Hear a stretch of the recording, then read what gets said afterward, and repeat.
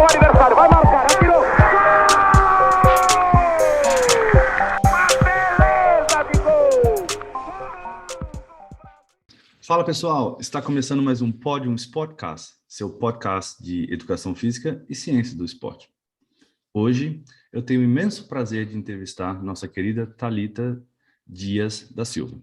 E hoje discutiremos sobre o tema atividade física na realidade virtual, não imersiva, em atletas com lesão na espinha dorsal. Qual é a variabilidade da frequência cardíaca desses atletas? Mas antes de a gente começar isso, querida Thalita, você pode falar um pouquinho mais sobre você, sobre a sua carreira científica, onde você começou e onde você está agora? Prazer, Walter. Oi, Eli, também. Sou fisioterapeuta, é um prazer estar aqui. Primeiro, obrigada pelo convite de vocês para participar desses temas que eu adoro. E eu sou fisioterapeuta, fiz a minha graduação aqui em São Paulo e depois já fui para... Eu sempre tive muito interesse por esporte adaptado. Então, eu gosto muito de trabalhar com criança com deficiência. Foi logo o meu primeiro emprego. Entrei na fisioterapia, na verdade, para trabalhar com crianças com deficiência, né, em neuropediatria. E aí, no meio do caminho, me apaixonei pelo esporte adaptado. Na graduação, antes de entrar na graduação, eu tive dúvida se eu ia para educação física ou fisioterapia. Como meu irmão foi para educação física, para não copiar ele, eu fui para fisioterapia. E aí mas sempre gostei muito dessa mistura do esporte e da fisioterapia. E trabalhei um tempo, né, fazendo a parte de esporte adaptado para pessoas com deficiência, principalmente pessoas com deficiências graves. Fiz uma especialização em aprendizagem motora pela USP, que acho que ajuda bastante também a gente entender alguns conceitos para poder aplicar no dia a dia. Fiz o doutorado, mais ou menos ao mesmo tempo, pela Escola Paulista de Medicina, na Unifesp, em cardiologia. E aí tive uma oportunidade de ir para Harvard fazer um estágio sanduíche, um doutorado sanduíche. Aí fiquei lá na Escola de Saúde Pública, voltei, finalizei meu doutorado, e aí fui fazer um pós-doutorado em Oxford, na Inglaterra, em ciências da reabilitação, ciências do movimento, na verdade, também, sempre estudando esse tema. Voltei e hoje eu trabalho com neuromodulação não invasiva para melhora de desempenho em pessoas com deficiência, criança e adulto. E também trabalhando, dando aula na Universidade Cidade de São Paulo, no curso de medicina, atendendo, trabalhando, produzindo curso e vivendo. Sensacional. Aí, Elias, você sentiu o calibre da menina, né? Você respeita ela. Muito, muito legal. Mas, Thalita, eu sabia que você foi para Harvard e tem um tio da minha esposa que também foi para lá. É verdade que lá tinha aquelas maquininhas, assim, eu não sei, na verdade ele me contou isso e nós estávamos, vamos dizer, bem felizes numa festa. É verdade que lá tinha as maquininhas de refrigerante, tipo de Coca-Cola, que você podia tomar o quanto você quiser? Ou ele foi uma história que... Depende do departamento. Em alguns departamentos eu era mais viciada no café. Então, em alguns departamentos era café, alguns coca. Dia de festa até cerveja tinha, liberado para todo mundo. Então, uma comemoração de, sei lá, 100 anos do departamento. Aí é cerveja para todo mundo, donuts para todo mundo. Que legal. Então, Mas uma coisa, do Thalita, que você não sabe, e agora é bem engraçado falar isso, é que a gente já publicou junto. Jura? Qual artigo? Se eu não me engano, foi um artigo de iniciação científica, no qual nosso querido professor Carlos Monteiro, Bandeira, ele trabalhou com o Nintendo Wii com crianças com síndrome de Down. Com síndrome de Down. E foi no Sincusp de Ribeirão Preto, em 2010. Esse artigo, acho que saiu até numa entrevista da USP, não foi? Foi um artigo que saiu numa matéria da USP até. Uau. E aí, eu lembrei disso recentemente porque eu estava olhando meus papéis antigos aqui. Olha só. E a gente tinha uma coisa em comum. Show de bola. Thalita, você já falou sobre até onde você está agora, mas geograficamente, só para nossa audiência saber, aonde você está exatamente agora? Agora eu estou em São Paulo, Brasil. Show. Mais precisamente Osasco. Você mora em Osasco, show de bola. Acho que eu já joguei em Osasco. Show de bola. Muito obrigado. Além da nossa queridíssima entrevistada, hoje também nós temos o prazer de novamente ter o nosso melhor e único conhecido Elia Veda aqui, que também é o meu ex-aluno de bacharel e participou das minhas aulas com o tema Sport and Disabled Reality e hoje está no Brasil. Querido Elia, como você está, querido? Obrigado, Walter. Estou bem. Espero que vocês também estão. Não, eu tenho sorte, né, de já ter aprendido um pouco, né, nesse aspecto de esporte junto com desabilidades no seu curso, também em outras pesquisas lá na faculdade de Münster.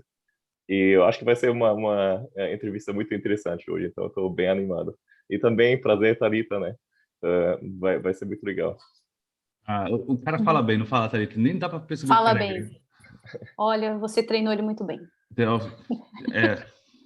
Nem te conto, ele estava na festa aqui de housewarming, como chama? Housewarming, aqui em casa. Ninguém percebeu que ele era alemão. A gente estava falando em português, o cara é bom mesmo. É bom. Ok. Liba Thalita, querida Thalita, hoje o nosso tema, de novo, é atividade física na realidade virtual não imersiva em atletas com lesão na espinha dorsal. A pergunta é, qual a variabilidade da frequência cardíaca desse atleta? Você tentou responder essa pergunta num artigo publicado com outros colegas na Spinal Cord, que pertence a um grupo da Nature, que é intitulado, com o título desse paper chamado Comparison of Cardiac Autonomic Modulation of Athletes and Non-Athletes Individuals with Spinal Cord Injury at Rest and During a Non-Invasive Virtual Reality Task. Esse paper foi publicado em 2011. Mas para a gente entender um pouquinho... Até 2021, não foi? 2021, 2021. Mas para a gente entender um pouquinho da história desse paper, o que você poderia contar um pouquinho da motivação e a história por trás desse paper, o que levou você e esse grupo imenso de pesquisadores a fazer esse estudo e chegar até essa publicação tão interessante? É um prazer falar sobre ele. Esse é um dos artigos que eu tenho maior carinho, porque ele justamente nasceu de uma dúvida que eu tinha assim, com relação ao paradesporto. Então, aqui, eu não sei se é algo que acontece no mundo inteiro, mas aqui no Brasil, infelizmente, a gente não tem muito incentivo ao esporte, para pessoas principalmente para pessoas com deficiência, né? Você já trabalhou aqui, já esteve nessa área, sabe qual é a dificuldade. E trabalhando com um grupo que a gente começou a fazer um trabalho em conjunto que chama Faca na Cadeira, que é de esportes radicais em cadeira de rodas. E aí a gente, conversando com o José Ricardo, né, que era quem cuidava, quem cuida da parte do treinamento desses atletas, muitas vezes eles tinham que sair dos lugares, então eles usavam pistas de skate que não eram adaptadas e às vezes não tinha incentivo do governo e tinha que sempre mudar de lugar, porque eles fechavam os lugares de desporto. Então, assim, eles passam por muitas dificuldades para conseguir treinar esses atletas. E para a gente conseguir ser competitivo, e ainda pensando assim no mais básico, na minha cabeça e se a gente provar que o esporte para essas pessoas não é só uma questão de passar o tempo, não é só uma questão de que agora que ele tem uma lesão medular, agora que ele tem uma deficiência, ele precisa fazer alguma coisa. Não é só isso, vai muito além, né? É uma questão de qualidade de vida, uma questão de fisiologicamente eles melhorarem, em vários outros sentidos. E serem competitivos, né? Quando a gente fala de esporte, a gente quer ganhar, ninguém quer fazer esporte para ficar sem uma medalhinha. E aí, o que eu pensei? Eu trabalho com análise de variabilidade da frequência cardíaca, que é uma análise do sistema nervoso autônomo. E o sistema nervoso autônomo é aquele de luta e fuga e repouso, é aquele que controla se a gente tem que acelerar o batimento cardíaco, aumentar pressão arterial, ou se ele vai falar assim, não, agora você acabou de comer, é hora de dormir um pouquinho, que dá aquele soninho. Então, o sistema nervoso autônomo é o que controla se a gente tem que estar muito ativo ou pouco ativo, dependendo da atividade que a gente tem que fazer no dia a dia. Só que o que acontece? Esse sistema nervoso autônomo, ele controla toda a homeostase do nosso corpo, ele controla como o nosso corpo responde a demandas do dia a dia, que é justamente essas que eu falei, se a gente come, a gente tem que ficar mais quietinho, se a gente vai dormir, a gente precisa ter uma redução, né, do batimento cardíaco, da pressão e etc. Quando a gente tem determinadas doenças, a gente tem imbalance, né? A gente acaba tendo um sistema nervoso autônomo que não está ali fazendo o que ele deveria fazer. Porque a gente geralmente tem os dois brigando ali, né? Simpático e parasimpático. Brigando ali para ver quem vai modular mais, e dependendo de cada situação. E o que acontece é que em algumas doenças a gente tem, por exemplo, o simpático modulando muito mais. Então pensa, se eu estou em repouso, eu deveria estar com uma frequência cardíaca baixa, uma pressão arterial baixa, e o meu sistema nervoso simpático está assim, não, aumenta a pressão, aumenta a frequência cardíaca. E isso faz muito mal para a gente a longo prazo, né? Pode levar à morte súbita, pode levar a várias doenças cardiovasculares. O que eu pensei? Falei, poxa, se eles são atletas, eles devem ter um condicionamento cardiovascular melhor do que as pessoas que não são atletas. E aí veio essa ideia de testar as pessoas que praticam esportes, que têm lesão medular, que praticam esportes, comparando com quem tem lesão medular e não pratica esporte. E aí a gente teve ainda um terceiro grupo de pessoas que são pessoas sem lesão medular, né, que são os able-bodied. Então, as pessoas sem lesão medular para ter 3 grupos de comparação. Então, a motivação em cima desse trabalho foi essa. E aí, o que a gente fez? Analisou em repouso e durante uma atividade física em realidade virtual não invasiva. Legal. Assim, o design desse estudo é bem simples, no sentido de que você controlou as variáveis que você queria controlar e as acessou. Mas, ao mesmo tempo, deve ter sido muito difícil de, vamos dizer assim, convencer as pessoas que o simples, na verdade, é o que todo mundo estava querendo a resposta. Porque muitas das vezes a gente, na ciência, a gente até quer responder, sei lá, onde está o próximo planeta, como que aumentar a performance cognitiva e tudo mais, mas uma pergunta tão simples como essa nunca foi respondida. E é bem legal.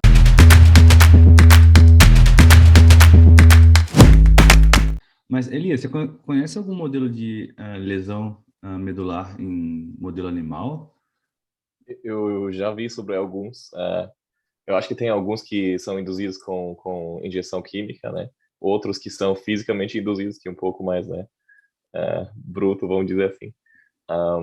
Mas eu não tenho muita experiência com o trabalho com eles. Mas imagino que, né, ainda mais o jeito físico lembra muito o jeito que pessoas, né, na vida real também levam essas lesões, né? Em acidente de carro, por exemplo, coisas do tipo. Achei muito interessante que já na primeira frase do artigo fala quão importante e quão combalido são as pessoas que têm lesão medular, principalmente no sistema autônomo, e como a frequência cardíaca pode ser realmente uma biomarca no qual você consegue perceber ou até mesmo mensurar a capacidade física do indivíduo. Muito interessante. Um ponto que eu queria tocar também, que eu achei muito legal do seu trabalho, também do que você já falou, é que também em relação ao curso que o Walter deu na minha faculdade, que tem coisas na vida, né, que você não consegue fazer esporte da maneira que outras pessoas conseguem. Você não vai fazer, né, tipo, agachamento com uma pessoa que tem uma lesão dessa. Então, você tem que adaptar seu treino, que não significa automaticamente que essa pessoa é incapaz de fazer esporte. E eu acho que muitas vezes uma pessoa com uma deficiência tão forte, né, tão intensa, da sociedade meio que deixar do lado. E isso atrapalha mais ainda, porque você já tem um problema gravíssimo e ainda mais você fica parado e vai piorando o seu quadro. Eu também tenho uma irmã deficiente, né? Que um problema principal sempre foi esse negócio de vamos deixar ela em paz, né? Não vamos mexer muito nela. Mas é exatamente o contrário que você deveria fazer. Você precisa de estímulo para conseguir alguma coisa, algum alvo na sua vida. Exato. Então, né, uma lesão dessa, uma deficiência, não significa o fim da vida. Você consegue se virar só de um outro jeito. Eu achei isso muito bacana. Legal mesmo. Muito bonito isso. Não, muito bonito, porque é justamente isso, assim. Por exemplo, o acesso aqui para chegar no centro de paradesporto, assim, muitas vezes eles já sofrem para chegar.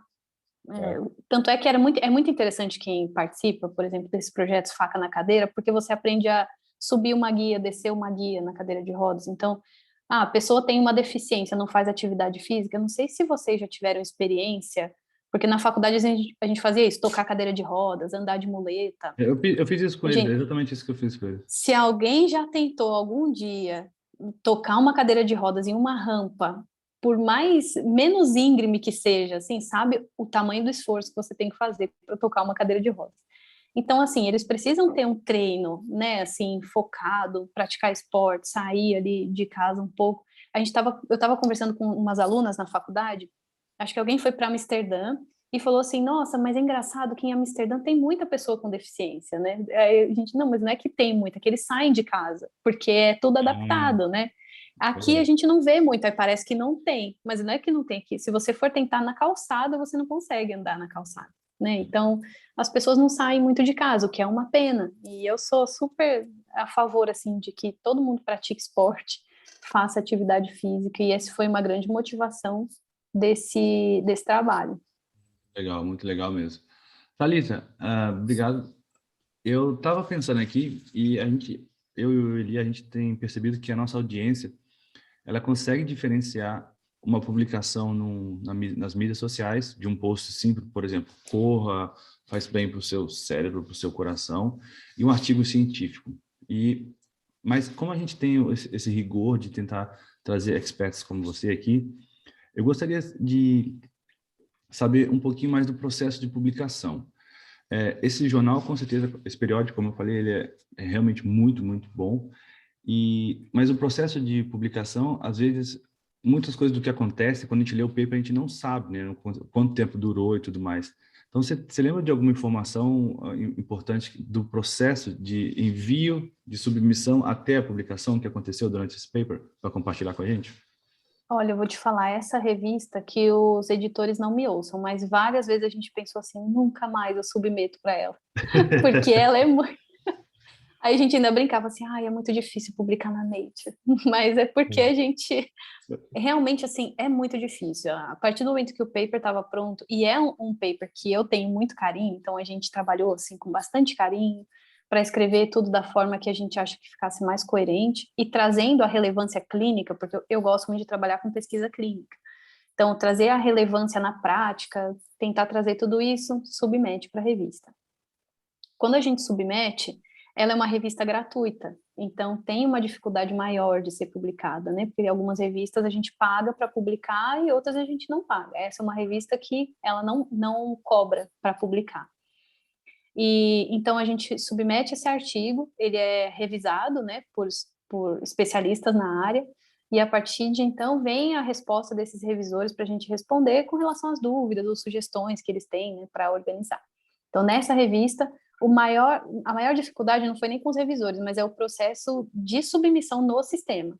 Então, a gente tem que colocar tudo nos moldes. Então, você tem que ter no máximo 3.000 palavras o artigo.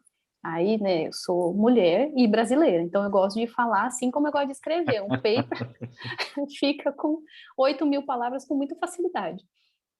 E a sorte é que o inglês não é muito bom, então a gente acaba cortando, aí isso ajuda. Mas tem que ter no máximo 3.000, acho que são 3.500 palavras. Aí a tabela tem que estar nesse formato, as referências tem que estar num formato. Então, tudo que está ali no artigo tem um formato específico que a revista exige. Então, para colocar tudo, assim, cada ponto no formato, foi e voltou diversas vezes.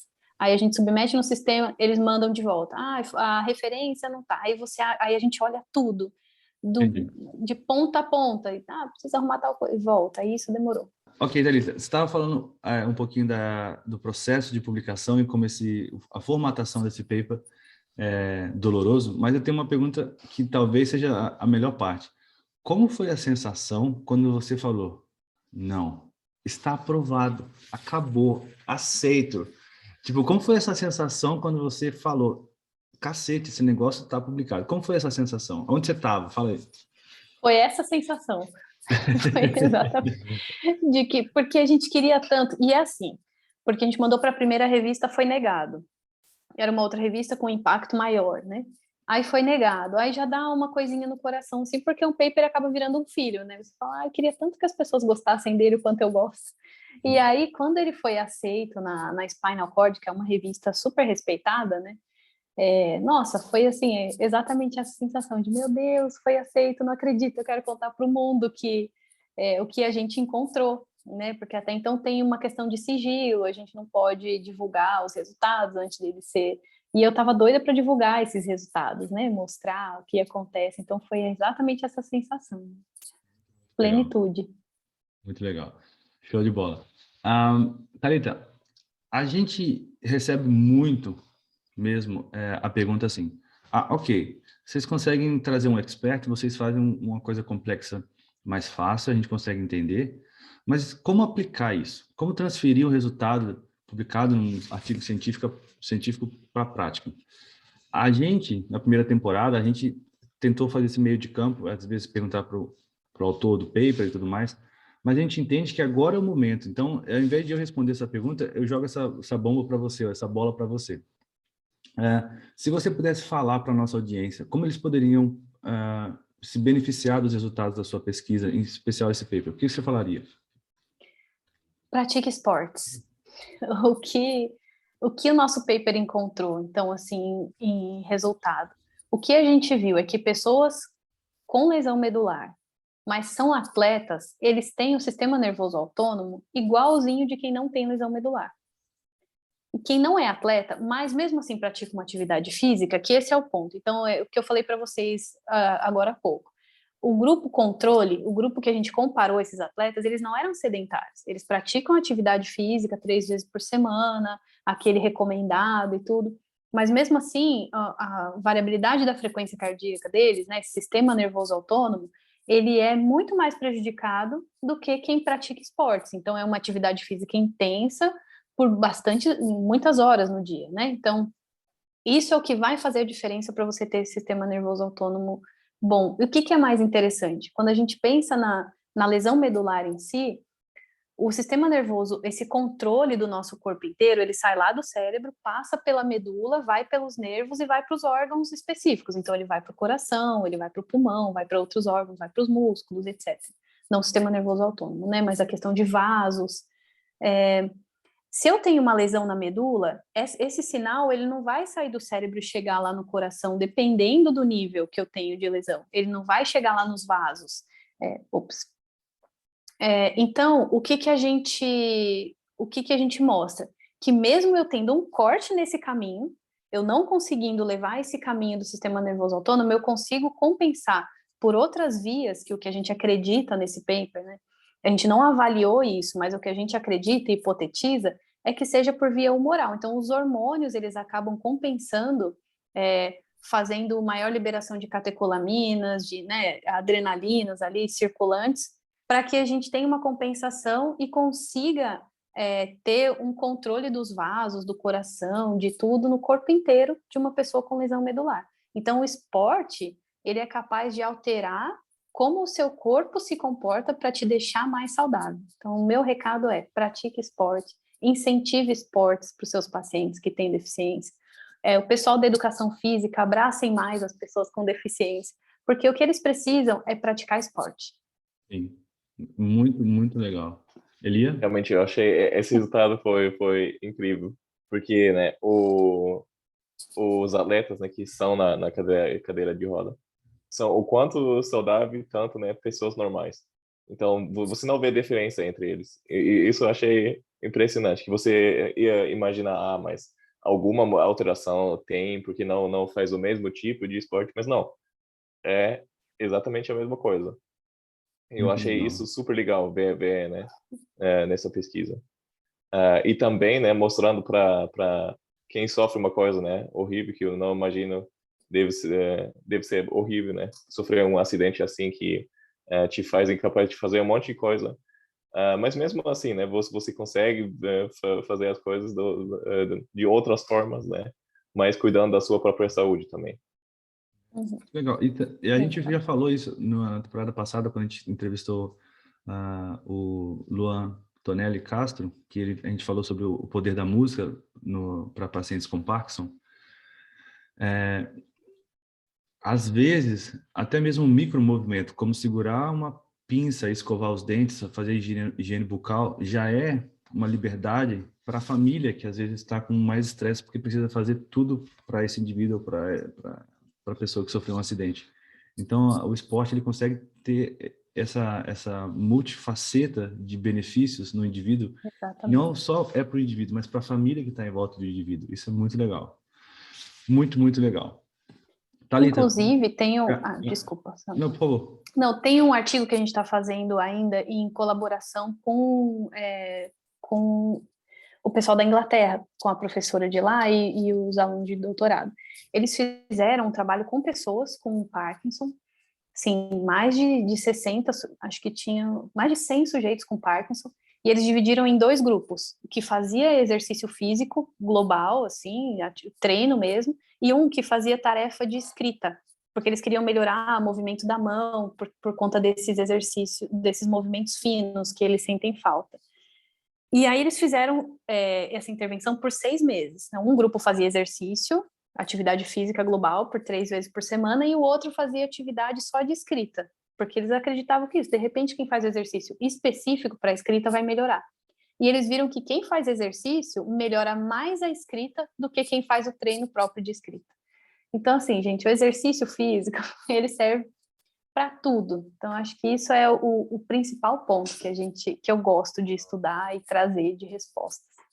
Legal. Isso também é uma coisa que nós estamos vendo em muitas publicações, né?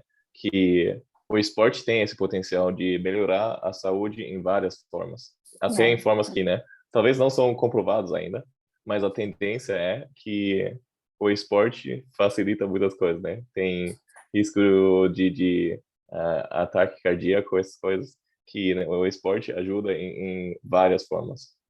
E nesse aspecto, né, claro que é muito mais difícil aplicar o esporte em pessoas que têm essas deficiências que, né, não conseguem fazer o mesmo movimento, mas mesmo assim você consegue, né, adaptar um programa de treino.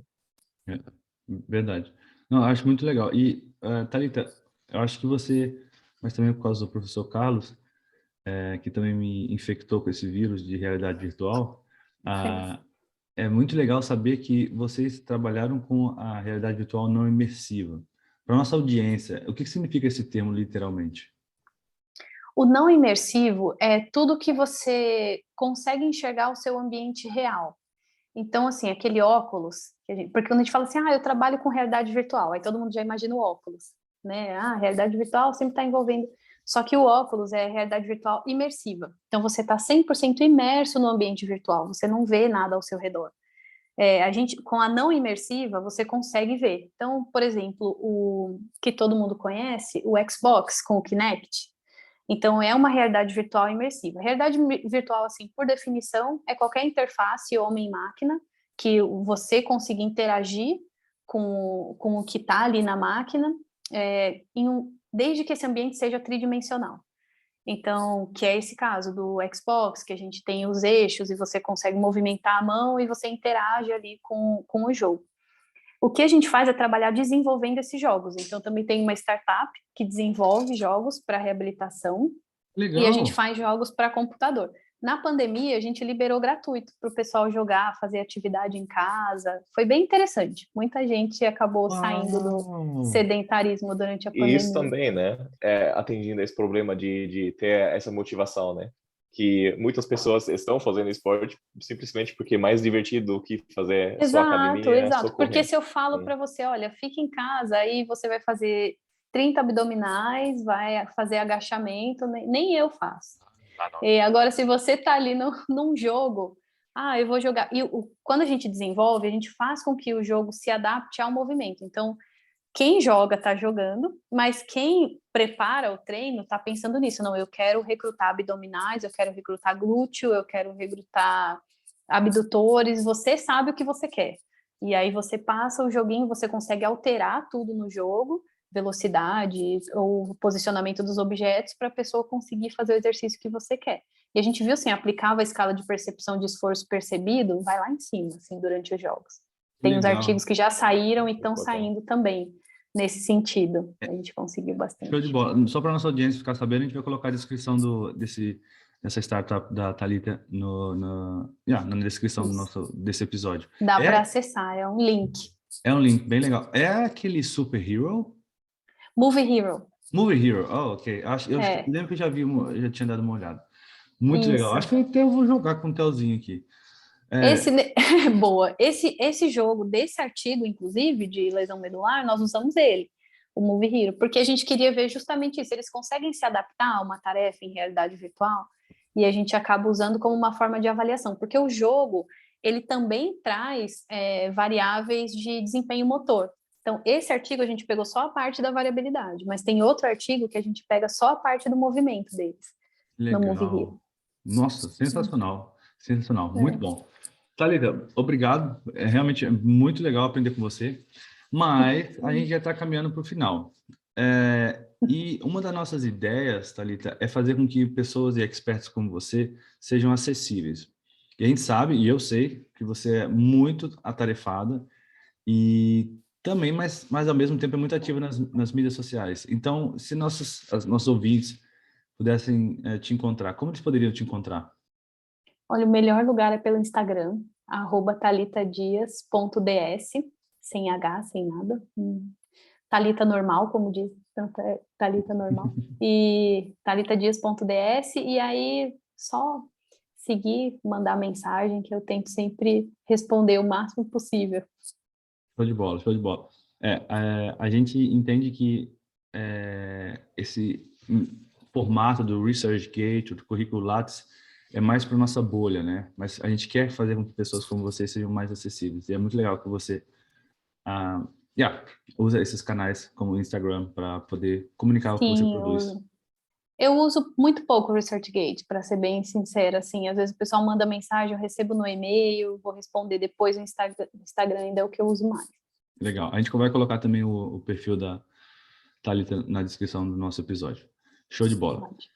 Elia, não é mais surpresa, porque quem está agora nesse episódio já deve ter ouvido isso pelo menos umas... Deve saber, deve saber. Mas mesmo assim, eu gostaria de lembrar aos Pode nossos falar. ouvintes que nós lançamos já o nosso website, chamado podiumsportcast.com, onde você pode encontrar todos os nossos episódios em texto, áudio e vídeo, também como, né, nossos queridos entrevistados, que você também, né, tem todas essas informações de contato e tudo mais.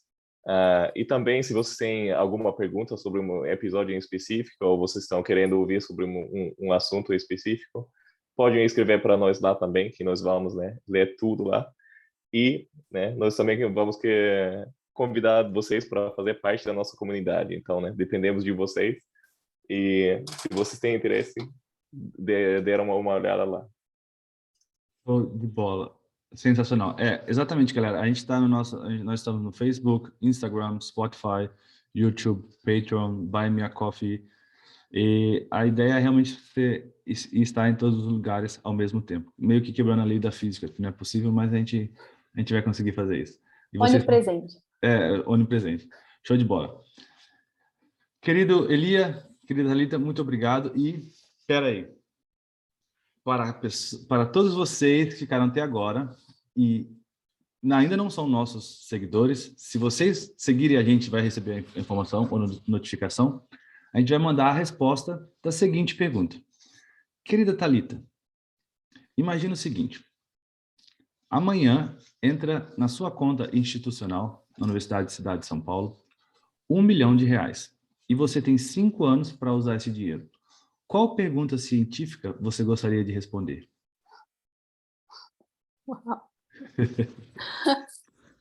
Pode responder agora já? Pode. Meu Deus, 1 milhão em 5 anos. Olha, eu de verdade gostaria de responder a pergunta sobre... agora eu estou trabalhando muito com neuromodulação, uso de tecnologia de uma forma geral, né? Então eu acho que eu investiria para atender o maior número de pessoas em pesquisa, que essa é uma facilidade do Brasil, né? A gente consegue atender gratuitamente dentro da pesquisa, para realmente responder perguntas sobre melhora de depressão, dor e quadros motores de desempenho em pessoas com diversos tipos de deficiência. Acho que continuaria fazendo o que eu estou fazendo, com um pouco mais de respaldo de mais aparelhos, mais tecnologia para conseguir dar melhores respostas. Legal, muito legal. Com certeza, eu acho que o desenvolvimento tecnológico vai continuar acontecendo de forma muito rápida, né? Então, a gente, ou você, como uma pesquisadora que produz muito nessa área, precisa de ter esse material na mão, porque pode haver uma defasagem muito grande de software, de hardware, e às vezes muitas pessoas podem deixar de ser ou não serem atingidas com a intervenção que você produz. Isso é muito legal. É isso que o Carlos tem muito esse interesse, porque a gente tem pouca verba, né? Então, o Carlos sempre tenta produzir coisas low cost. Então, o que a gente pode fazer para escalonar ao máximo esses?